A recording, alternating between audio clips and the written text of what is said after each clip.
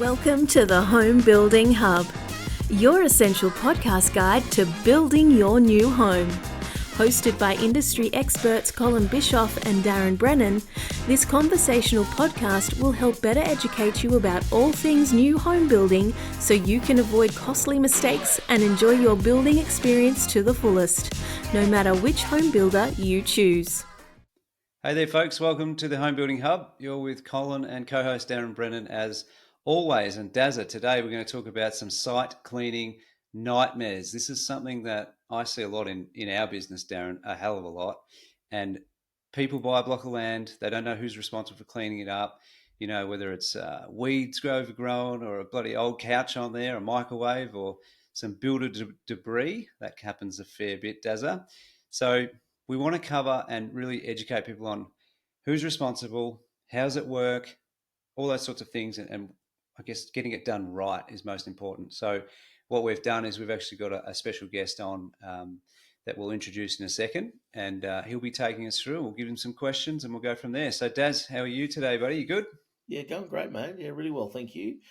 It's a good topic, this one. Can I start by saying to the morons that think it's a great idea to dump rubbish on some other person's land, piss off and stop doing it. Like, I went to a person's block this week. In fact, they had two blocks down the same street, and one block, believe it or not, was not fenced and was almost clear as a whistle. And the other block that was fenced had that much rubbish on it. It was insane, and it's just disgraceful. Like, it's poor form. Stop dumping shit everywhere. That being said, I'm sure, Brett, you absolutely love it when they dump rubbish, because that's what your business is in the game of, is removing that rubbish. So maybe, Cole, you lead in with the first bit. But, yeah, it's certainly we'd really love to encourage people not to be so ignorant and think that that's an appropriate course of action. But when it does happen, we've got the man for you. Yep, we do. So welcome aboard, Brett. Thanks for joining the podcast. Your first one, as I understand it. Definitely is the first time. It is. Awesome. Yes, thank It's you. good. So for everyone's knowledge, Brett is here, and this is something not Victoria-centric. This is something that can go interstate. All the states you're in, there's going to be rubbish dumped. So it's more of a FYI for anyone watching or listening. So before Brett kicks off, number one is the landowner is responsible for clearing the site. Okay. Number two, there are probably two components or timeframes as to when the site needs to be clear. So number one is the soil test and survey. Sometimes they go out there to do the soil test and survey and the site has got so much stuff on it that can't actually complete that test. So in that case, you'd have to go and get the block cleared. But in most cases, I suppose what we were talking about, Dazza, is the pre-site component. So you've done all the hard work, you've got your quotes, you've been through builders, you've done your colours, you've got your contract, you've got your finance, you're ready to go build, and the builder says, no, sorry, we can't start because you've got crap all over your block. It's quite frustrating because you can't really budget for it because you don't know what's going to happen. I've seen people have to pay for this stuff, Darren, 6 times over, but we might let Brett go through a few war stories and hopefully help our listeners understand. So Brett, first and foremost, welcome aboard again and tell us a little bit about your company, Clear My Block. Let's go for it. Yeah, sure. So thanks for having me. Clear My Block originated a couple of years ago now off the back of such a bad issue where there's rubbish dumped on blocks of land.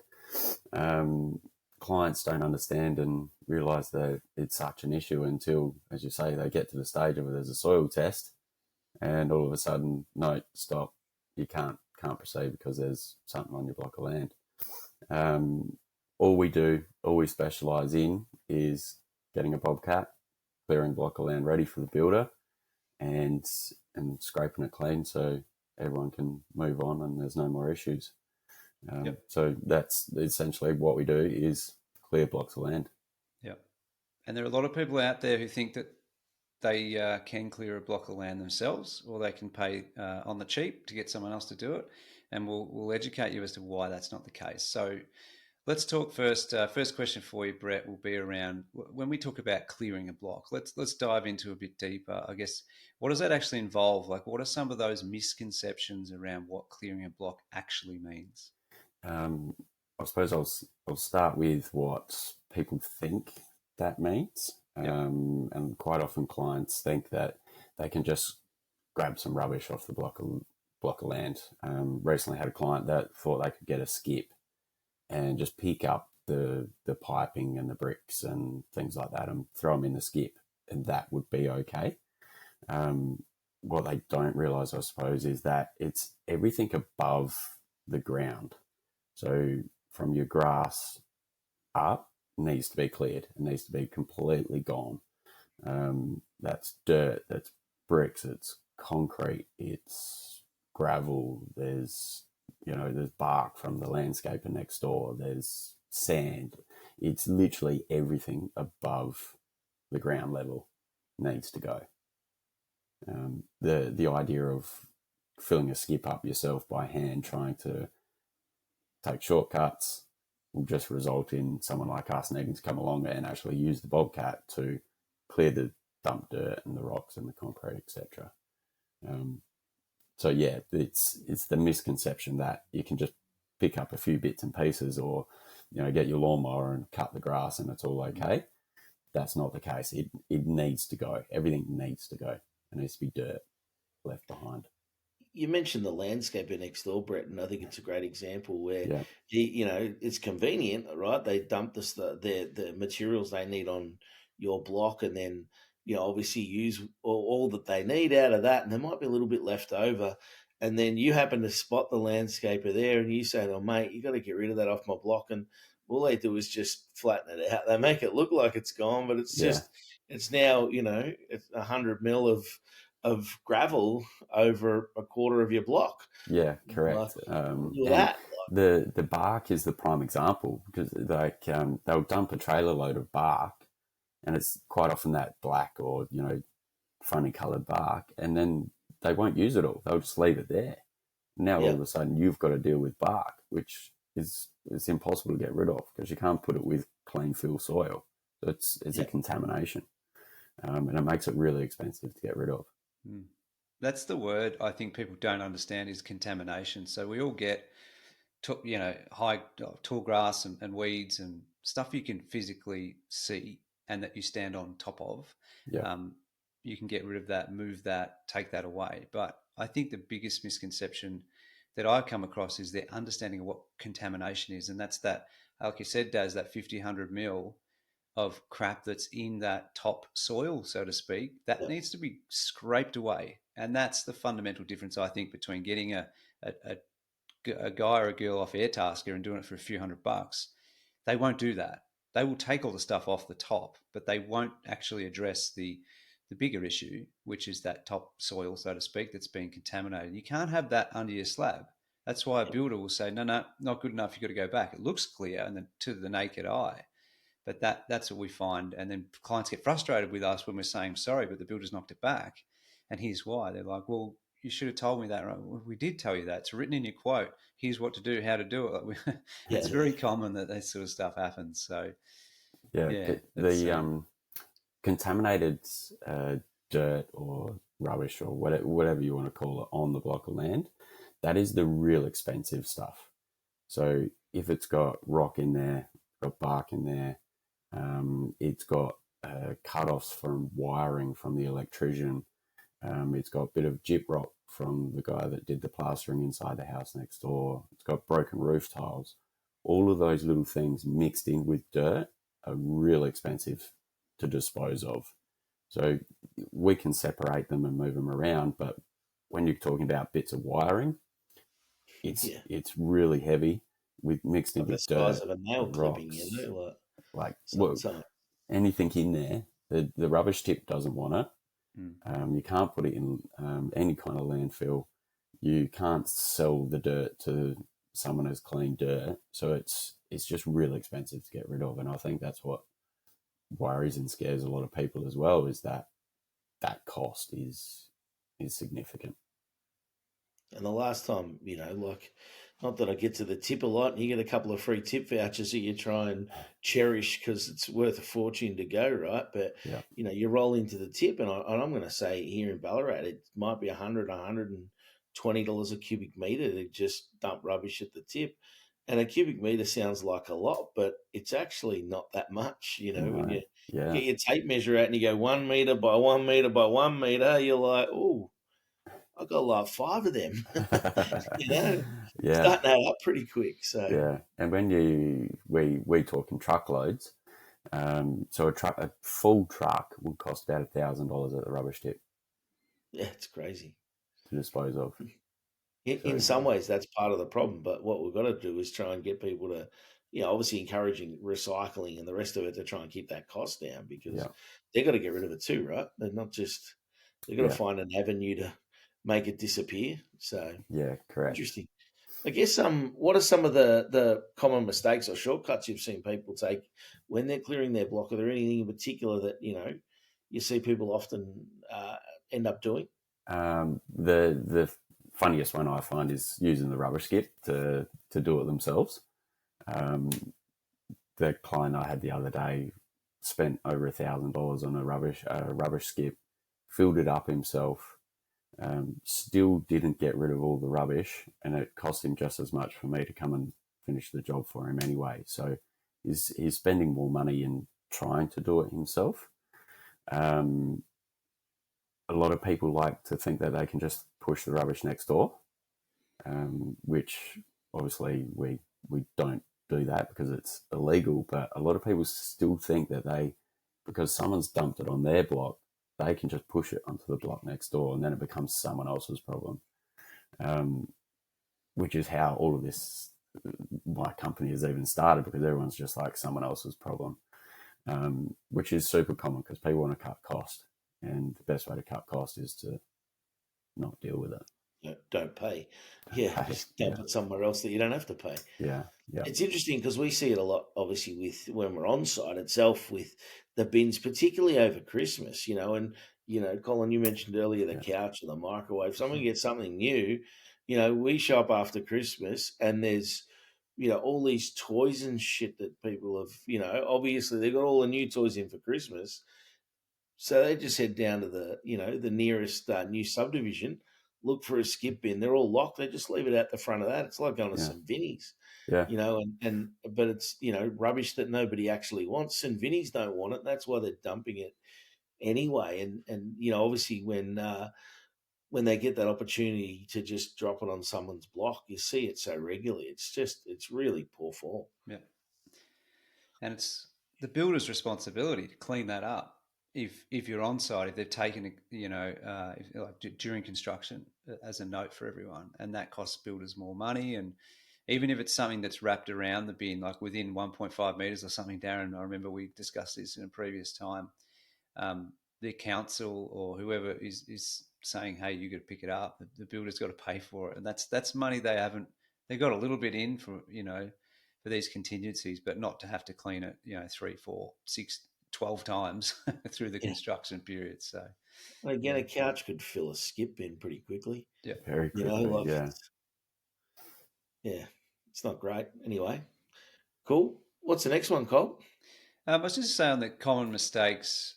I think for me, it's people getting someone off Airtasker who then just grab it and they just dump it on the next lot, like you said there, Brett. Yeah. Maybe around the corner, and we see a lot of this. And I think that builders, I've got to be careful here. Builders should try, I guess, to keep their trades more accountable, because you can see if your trades have just dumped shit next door. You can see it, and that should be called out. We know that. The supervisor can go, oh, that's clearly from our side. But a lot of the time, they don't.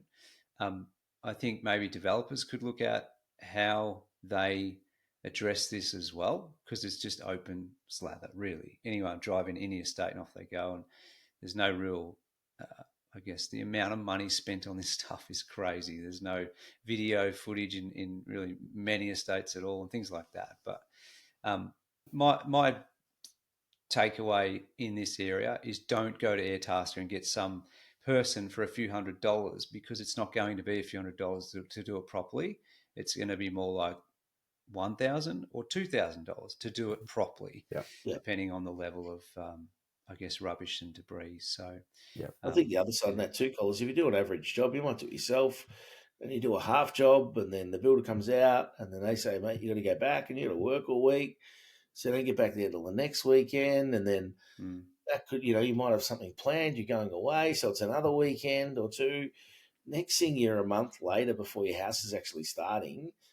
What's that cost you in repayments? Like, just Yeah. actually work it out properly, and get someone who can come in a really timely fashion, clear it up, make it look amazing. Builder jumps on site, your house is up and running, Yeah. no headaches, and Yeah. away you go. So So how long does it take, Brett, on average, to clear the site? Once you get that first phone call, and how do you evaluate the site? How do you price it, and how long does it take from there? So we generally like to turn it around within a week from when we get and do a quote, show the clients what it's going to cost. We like to have it done within a week. When we're on site, it'll take, depending how bad the site is, I've got one site that's taken nearly 3 days. But if it's just your typical run-of-the-mill site, you'll be looking at 3 or 4 hours of work on the block of land, and that's obviously clearing it, getting everything taken away. Once we've cleared the block of land, we take it back to our property, where we like to separate it. So when I was talking about contaminated dirt and rocks and concrete, etc., we'll separate the concrete, the bricks, and all the rocks. We'll separate all the metal, so your tent fencing, for example, offcuts from roofing next door, those sort of things. We'll separate them, clean dirt, etc.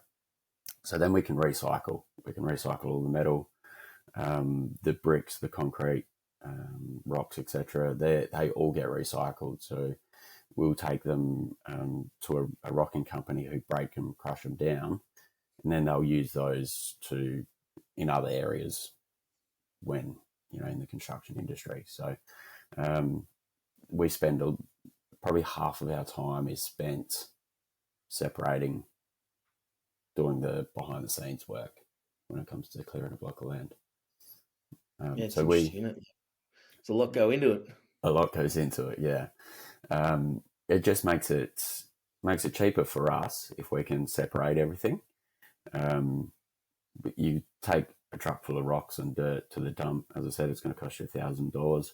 If I can separate the dirt, I can leave the clean fill and block of land that I've got. I can take the rocks, get them recycled. I can take the metal, get it recycled. It just reduces my cost, which in turn I pass that on to the client and go, okay, instead of costing you $2,000 for this job, we can do it for $1,200, for example. And the other side of that too is it's great for the environment that this stuff is not getting just buried or turned into a mountain or way. It's actually getting turned back into future product. Like you say, a lot of the bricks and concrete gets turned into road base, that sort of stuff. So it's great to see that that's a positive outcome of the business that you're running, which I think is really fantastic, mate. Quite often I'm giving stuff away for free as well. So Facebook Marketplace, there'll be lengths of timber I'm giving away. There'll be old stuff that people don't want. I'll just give it away. It's easier for someone else to reuse it and make a purpose out of it. Otherwise, it's just going to fill the land. Yeah, for sure. Once the block's cleared, what sort of steps can people take to keep it that way? I mean, that's the bit, isn't it? You don't want to pay for you to come out today and then tomorrow people, dump more rubbish on the lot, and it's nice and clear, and hey, that's like a landing strip for a nice truck to back up and just tip the next load on. And wash out his cement truck on a nice, perfect block of land. First, I'd go way back to when they settle on the block of land. I'd be putting up a tent fence. That's the first thing I would do. I'd pay for it. I would do whatever it costs. I would get a wire and put a wire around the outside of my block of land to try and prevent from anything actually happening in the first instance. If you're unlucky enough that you've had to deal with me, I would be getting a tent fence the day after, or if you can, the same day. I'm happy to help people work in with timelines with getting fences and things like that. So it just makes it streamline. I clean it one day, fence is there the next day. There is a saying, I'll go right back to where you started the conversation, Darren, was you'll see a perfectly clean block of land, and then down the road you'll see one block of land that's got truckloads of rubbish on there, just ridiculous amounts of rubbish. Yep. Rubbish attracts rubbish. So if you have someone driving down the road and they'll see a little bit of rubbish, they'll be like, oh, I'll just have my bag of rubbish here. And then they'll just keep going. And then the next person They will don't like, feel as guilty dumping it on top of someone else's, right? that's Someone else has right. already done it. Yeah. It's okay because someone else has done it. So why not? Yeah. Rarely will you see people go start a new pile of rubbish. If your block of land is clean and you keep it clean, generally people won't dump on your perfectly clean block of rubbish, block of dirt. Until the builder next door starts building and he's throwing stuff over the fence, then it's free for all. So it's all about having a deterrent, even a wire, something that simple initially, and then temp fence is helpful. And one little tip, I guess, for people when they're buying blocks of land, part of your contract, there's a couple of things we always encourage. Number one, make sure there's a condition in there that all pegs are present upon settlement. So it saves you money from getting a re-establishment survey later. And number two, make sure that there's something in there that says that the site has to be clear on the day of settlement, clear and clean of all rubbish, debris, etc. And that means the developer or the person you're buying the block of land from has to commit to that. So that's something, and then you could arrange the temp fence, straight after settlement. So that's a couple of little tips for people if that helps. Absolutely.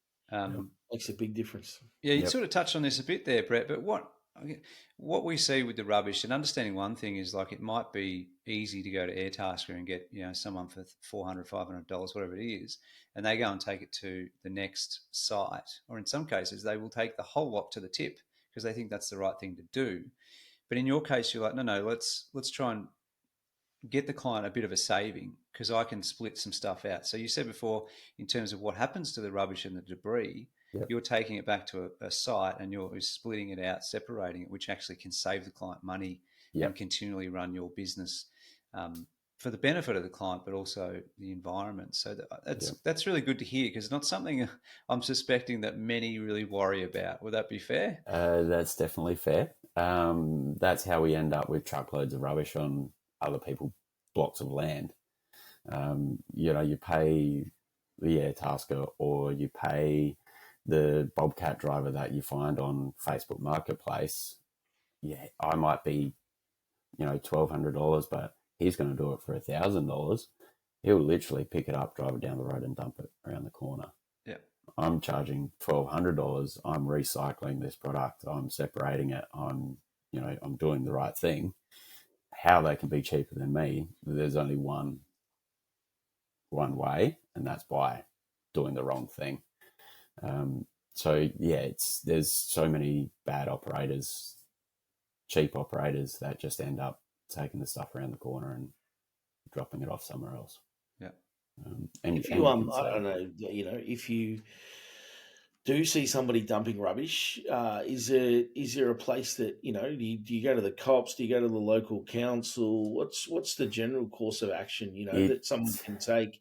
Obviously, if you can get a rego number or a picture or a name off the side of their truck or whatever, particularly a picture of them dumping it, it'd be ideal.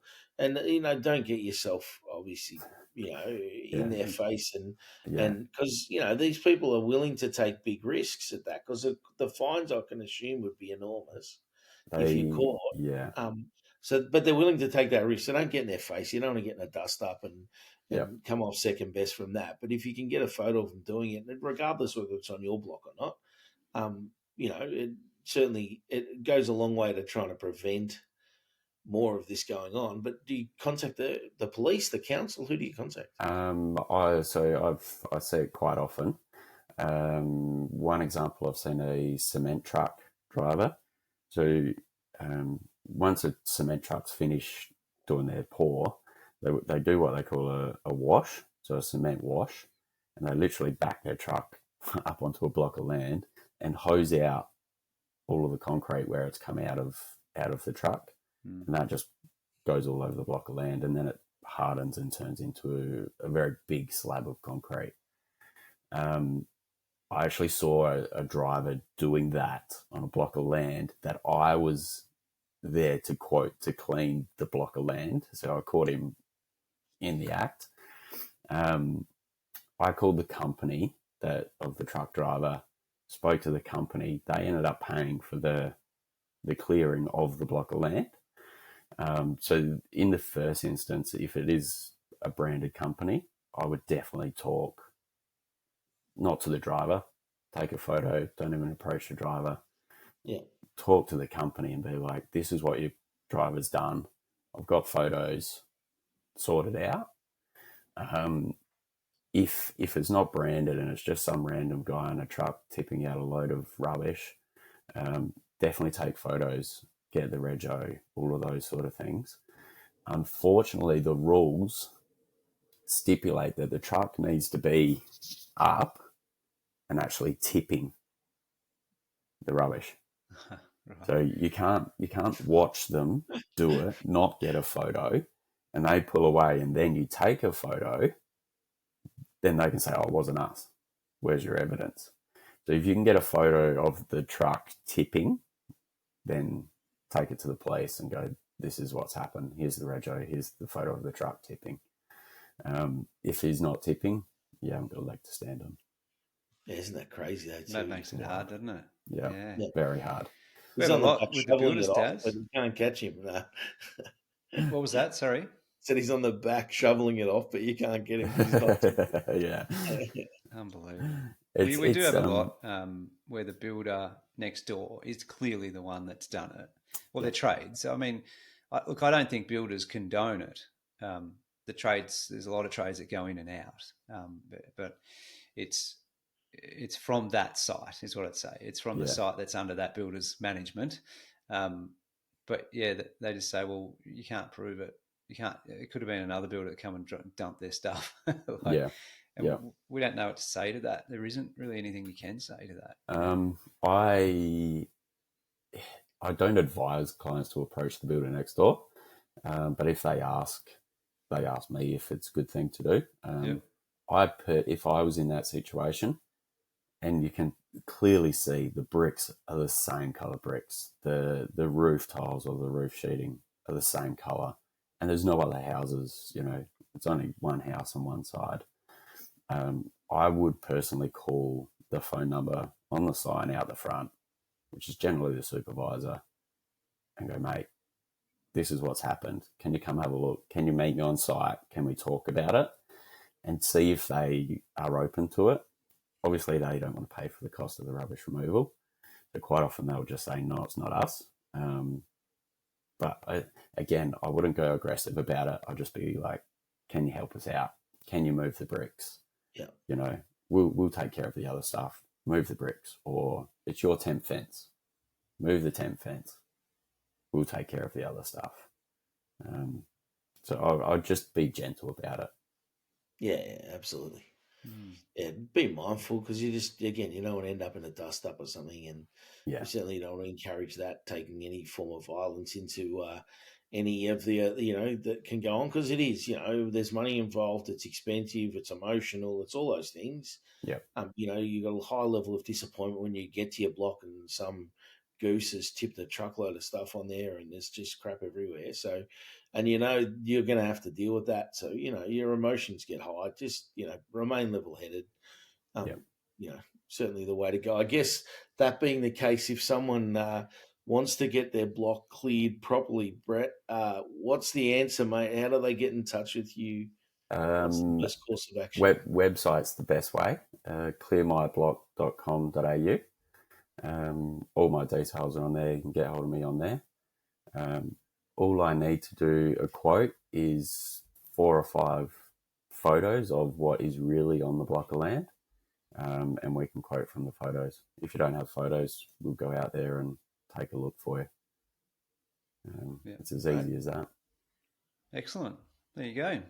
Well, there you have it, folks. Thanks, Brett, for joining us and clearing up some of that, I guess, a lot of the misconceptions around what's required.